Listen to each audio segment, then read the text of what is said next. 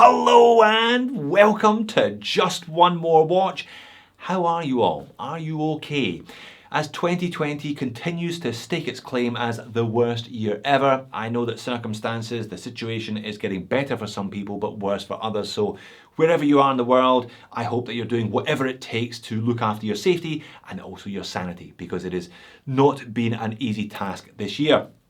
Anyway, on to the video, and by rights this video really should have been published a couple of days ago, but due to a miscommunication, shall we say, between myself and my contact at Oris Australia, I completely missed the embargo on this watch. I opened up my Instagram and it was just full of photos of the Oris Aquis with the new Calibre 400. Regardless of where your interest lies in the watch world, you can hardly have failed to notice that Oris released a new in-house developed Calibre, the Calibre 400, about 2 weeks ago. And 2 days ago, they released the first watch available for purchase with the new Calibre in it. No surprises, they put it in their most popular model, the Oris Aquis 43.5mm, and that is the watch on my wrist today. Now, this video is not sponsored by Oris. I do not get to keep this watch. Unfortunately, it was sent to me on loan by Oris Australia, so big shout out to you guys, to Peter and to Tony. They have loaned me a bunch of watches for review on the channel over the last couple of years. Now, if you are a regular, you know that I'm a big fan of Oris. I bought no less than 3 different colorways of their Oris Diver 65, and I've also had a couple of Big Crown pointer date in bronze over the years in my collection as well. I have got the bronze dial version next door. I haven't owned an Aquis to this point, but I have reviewed a number of them on the channel. I looked at their GMT, which I really liked, and it won the Loom Wars episode that I featured it in, so very well made, very well manufactured watches. I then got to spend an extended period with the Great Barrier Reef. I took it on holiday with me. Really nice watch. And finally, I did a comparison video, Shrek versus Yoda, last year, looking at the differences and similarities between the 39.5mm and the 43.5mm. So I'm not just going to go overall ground today. I'm not really going to re-review the watch. I'll rattle through the basic dimensions and specifications. I'll also talk about their spanking new movement, this Calibre 400. Really great set of tech specs. But I thought today I would do a bit of number crunching. You know I love talking about money. So that's kind of what I'm going to be discussing today. This new in-house developed Calibre 400 is going to be available for sale alongside the original, the older Sellita 200 powered units, with a fair chunk of money in between the two. So what benefits are there for stumping up the extra? Do I think it is worth it? Is it worth it to you? That's what we're going to discuss. Is there a precedent when manufacturers go from an off-the-shelf movement to an in-house movement? And where does that position the new Calibre 400 powered Aquis within the marketplace? And there is the new Calibre 400, like a fly trapped in amber, entombed in a little plastic cage there. I will be putting in various bits of video and photo footage of both watch and movement over the course of the next 5 minutes or so. So let's start with the watch. I think for many people, the Oris Aquis is the first step onto the Swiss ladder, the luxury in inverted commas watch ladder, whatever that in fact means. The Aquis has a great reputation. Don't just take my word for it. There are a bunch of reviews elsewhere on YouTube, and there are plenty of owner comments on Watch You Seek and various other forums. It's well spec'd, it's solidly made, and I think it has been well priced, at least in the original Sellita 200 powered form. 43.5mm in diameter, just over 13mm thick, 50mm lug to lug with an integrated bracelet. Now you can option a leather strap or a rubber strap from Oris, but you cannot swap it out for your collection of 22 or 20mm lug width straps because it just doesn't have that capability. One nice feature that I did notice with this new 400 powered model is that they've chosen to make the bracelet a quick release. There are a couple of little levers on the back of the watch. Give those a tweak and the bracelet pops off, meaning you can swap it out for an Oris supplied leather strap or rubber strap should you want to. Now, weighed up for me, sized up for my 7-inch wrist, this one weighs in at 169 grams, so it weighs just what you'd expect a slightly larger than average 43.5mm dive watch to weigh. Double dome sapphire crystal with anti-reflective reflective undercoating, 120 click unidirectional rotating dive time bezel with a ceramic insert, fantastic lume, BGW9 and plenty of it on the hands, on the indexes and on that ceramic bezel insert as well. Screw down crown, screw on case back, 300 meters of water resistance. My only real complaints about the Aquis as a potential purchase, it's got a diver's extension. The clasp is kind of ordinary. It would have been nice to see them go a little bit further with that, build in a bit of on-the-fly adjustment, and it has slightly more polished surfaces than a lot of watches that you'll find at or around this price point in this category. Both edges of the outside of the bracelet are in high polish, meaning it is going to scuff and scratch more readily than if the whole thing was brushed. Other than that, I think the Oris Aquis is a rock solid choice. And I'm delighted that they chose to launch this new Calibre 400 powered Aquis with a new colorway, and they didn't just go for the kind of standard blue-black two-tone. Very much like the Clean Oceans, it's a beautiful kind of mid-blue to dark blue fade dial. They do some great colorways. I think this one very much suits the overall look of the watch, and I'm delighted that they launched it with a brand new colorway to add another interesting point of difference to this watch. So that's the watch. What about the movement then? What about this new all-singing, all-dancing Calibre 400? I said it had an impressive set of tech specs. There are really 5 main talking points, or at least there are 5 points that I'm sure Oris would be delighted if we were all talking about at the moment. The first is that it's in-house, or at least it was developed in-house, manufactured by a third party, but developed by Oris for Oris. For their exclusive use, you will only ever see this movement in the back of an Oris watch. That certainly gives you far more bragging rights than if you'd bought a Sellita or an ETA off the shelf, for example. The second big talking point, and I guess the big brag, is that 5-day power reserve, 120 hours. The Sellita powered versions have about 40 hours, so it's certainly a big step in that direction. There seems to be a competition amongst the Swiss watch manufacturers. It's a real trend over the last few years to push the power reserves up and up and up. You've seen Tudor do it with their in-house movement, going from an ETA with 40 to an in-house with 70. Rolex have done it with the new Submariners. I've got a Breitling with 70. I have also got an Omega with 70. Oris achieved that by putting 2 large barrels into their Calibre 400 and using a bunch of silicone parts to improve the efficiency. What is remarkable though is they don't reduce the beat rate. They don't take that slight shortcut like the Swatch Group have done with their Powermatic 80. This one still vibrates 28,800 times per hour, so you still get that high beat sweep.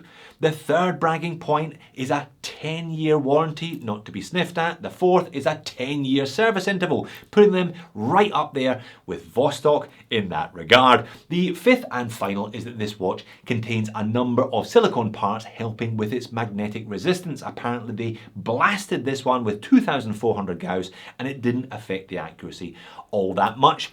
Talking of accuracy, this is not a COSC chronometer certified movement. Getting COSC certification costs money, and for whatever reason Oris have decided that it is not worth the extra.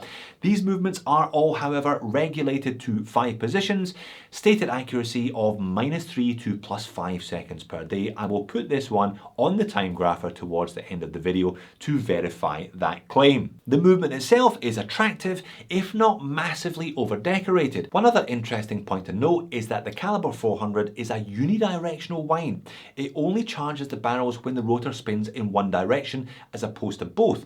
Now the reason for that is to help with that service interval by reducing the friction and wear and tear on the movement generally. You will be pleased to know though there is no great rotor noise, no great wobble, no noise from this movement at all. I was delighted to hear that, or not to hear that as the case may be. Perhaps a reason for that is that they have done away with the ball bearing normally associated with the rotor. They've gone for a sliding friction clip system rotating around a pivot instead.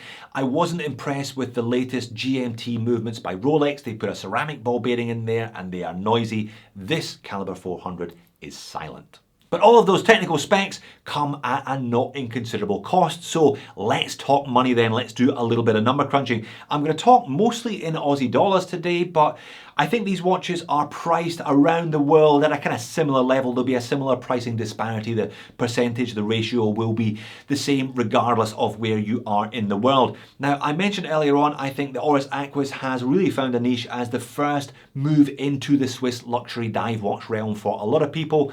Part of the appeal was the reasonable price tag of 3,100 Aussie dollars. Now, you can go grey market, you can certainly take a chunk of money off that if you so choose, but you will not get the Oris warranty. So we'll kind of assume you're buying it from an authorised dealer today. Oris sell through a dealer network. That means that some of that $3,100 goes to the dealer. It goes to the person you're buying the watch off. That means they've all got a bit of margin to play with. So depending on how hard you haggle, you should certainly get a bit of money back off that 3,100. The new Calibre 400 powered Aquis is 4,800 Aussie dollars. Now that is 1,700 Aussie dollars more, or more than 50% more than the Sellita powered watch. I believe the Calibre 400s are being sold in the UK at £2,700 on the bracelet, and in the US at $3,500 US dollars on the bracelet. I think there is a similar disparity. It's 50% more for the Calibre 400 regardless of where in the world you are. Maybe you'll get a little bit of a deal on the Calibre 400 from your local friendly Oris authorised dealer. Perhaps they'll not be so keen to discount this one immediately. Perhaps you're going to have to wait a little bit of time for a comparable deal on the 400 Calibre model. That's still a chunk of money between the two watches, 1,700 Aussie dollars. $1,700, you could buy the Sellita powered variant to run as your daily, and with the $1,700 you could build a very nice collection of other watches to wear around the Aquis. So it is a big difference.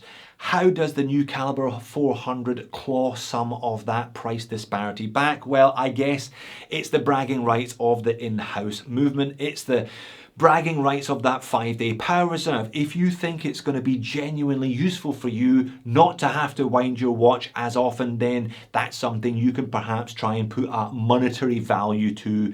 It's not easy though. It's easier to put a monetary value to a 10-year warranty. You only get a 3-year warranty with the Sellita one, so a 10-year warranty is certainly not to be sniffed at. I guess though that's going to depend on how often you flip your watches. If you're the kind of guy that's going to buy one of these Aquis and run it long term, like a decade, 2 decades or more, then having a 10-year warranty is going to be a big advantage. If you're selling that on after 2 years, then you're not really getting the advantage of that 10-year warranty. It's the next recipient, or perhaps the one after that, or the one after that, that's getting the advantage. Maybe they'll hold their value a bit better than the regular Aquis as well because of that 10-year warranty. Who knows, that's something for the future. 10-year service interval. On the face of it, that sounds like another way that the Oris Calibre 400 powered one is getting value back to the customer when compared to the Sellita powered one. The Sellita powered one will probably need serviced every 5 years, so you're going to have to service it twice as often as you are the Calibre 400. However, I don't know how much it costs to service a Calibre 400. I'm guessing you're going to have to go back to Oris for that. The Sellita powered one you can service anywhere. About 300 to 400 Aussie will get you a service on a Sellita powered watch. Who knows how much it's going to cost to service that 400 Calibre. I suspect it's going to be a bit more than that. Maybe you'll not be quite getting that value back that you thought you were in terms of reduced servicing costs. Anti-magnetism, again, a bit of a moot point. Maybe you work with magnets, maybe you work with loudspeakers and microphones. Maybe that's something you can see value in, maybe it's not. So maybe there is some monetary value to be gained in terms of better resale value, better warranty, and reduced servicing intervals, at least, if perhaps not reduced servicing costs, but it's still a chunk of money between the two watches.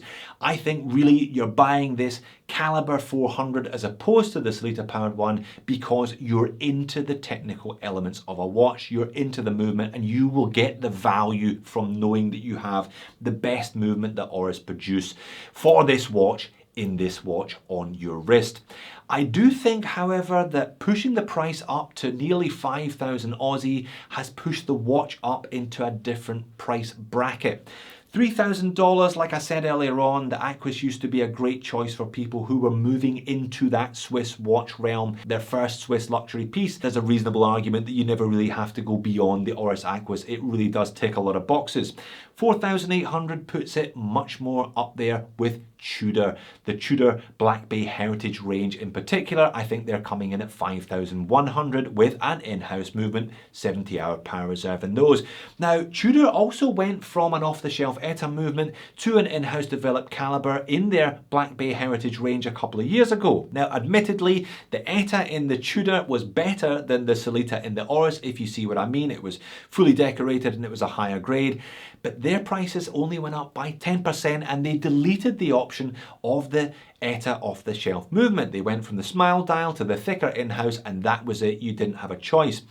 Oris are clearly taking a bit of a different strategy with this kind of two-pronged approach. They're still offering the value for money, Aquis if you will, with the Sellita, but you can now get the all-singing, all-dancing Calibre 400 powered one instead. So where does that leave us? Well, it leaves us with a 20-minute video, which I only ever intended to be a 10-minute video, so I better wrap this one up. The Oris Aquis is and always will be a great watch, a really solid option regardless of which specs, which colorway you go for. It's great to see them expanding the range and bringing in a big hitting in-house caliber. I think it shows a real intent from them, intention and an idea of where they want to pitch this brand in the years and decades to come. I think Oris have been on a massive sales tear over the last couple of years and I think that this is very much the proof of that. I don't know whether or not you see value in spending the extra on the Calibre 400 will depend, I guess, on how much money you've got and how highly you value the technical prowess of the movement in the back of your watch. I'm delighted that they haven't deleted the Sellita version. I'm delighted that they're going to sell both in parallel. Now, this is obviously their big seller, the Aquis.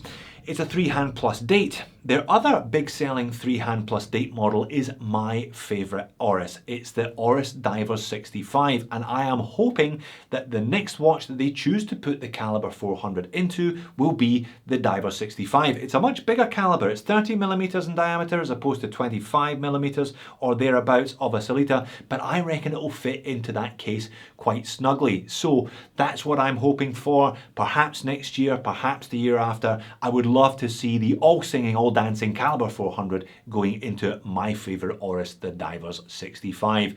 Maybe I will feel slightly differently about the price disparity between the two movements then. Thank you very much for watching. I will see you in a future video.